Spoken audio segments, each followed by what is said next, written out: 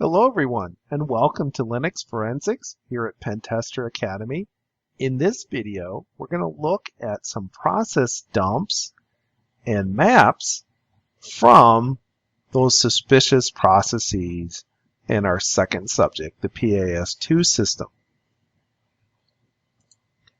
So as before, I'm going to use my convenient alias, this guy right here, so that I can avoid typing obnoxiously long commands every time I want to run Volatility. So here I have my first command I want to run is Linux proc maps, and I want to run it on just a particular process. So we're going to start with our drop bear process, 1284, and we're going to pipe it to more. And here we see the different memory spaces that are being used. And notice that the file that's being referenced here is user include SSL v3 drop bear.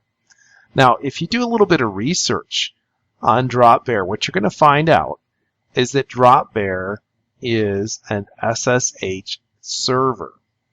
And it's something that you can easily install and use as a backdoor, which seems to be the case here. Normally you wouldn't expect to run your SSH server on port 44,965. Most people like port 22, for example. So that's our drop bear process. Well, what are some of these other processes that we might want to have a look at? How about our Xingxi bind shell process? So let's have a look at that one. All right, so we can see there's references to bin, Xingxi bind shell, and a couple of C libraries as well. So this might indicate that this is written in C. You have to be careful about making that assumption. Just because it is using libc doesn't necessarily mean that it was written in C or a C-like language. It's not terribly unusual for an assembly programmer to use libc for certain items because some items are just really difficult to use raw assembly for. It's a much easier process to just call a libc function sometimes. Now, if we look at the process at the bottom of that pile from the Xingxi bind shell, we'll see that sure enough, there are references to bash and to things associated with bash. If I look at my process that was used to SU to MySQL, again, I see SU being run.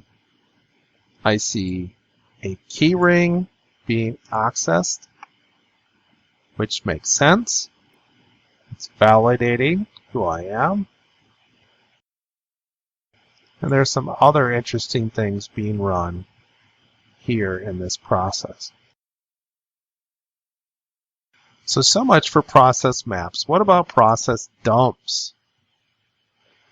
Well, let's start with our drop bear process. And if I want to dump this process, I have to give it a place. And I will just dump this one to /temp.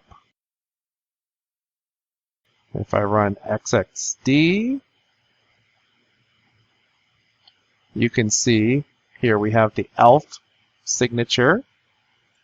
We could put this through something like obj dump or readelf, which we'll learn more about in some future videos. For now, I'm just going to go ahead and dump a few of those processes like so. And we will come back to these processes in some future videos. But that's all for this video. As always, if you're enjoying these videos here at Pentester Academy, please tell a friend. We'll see you soon.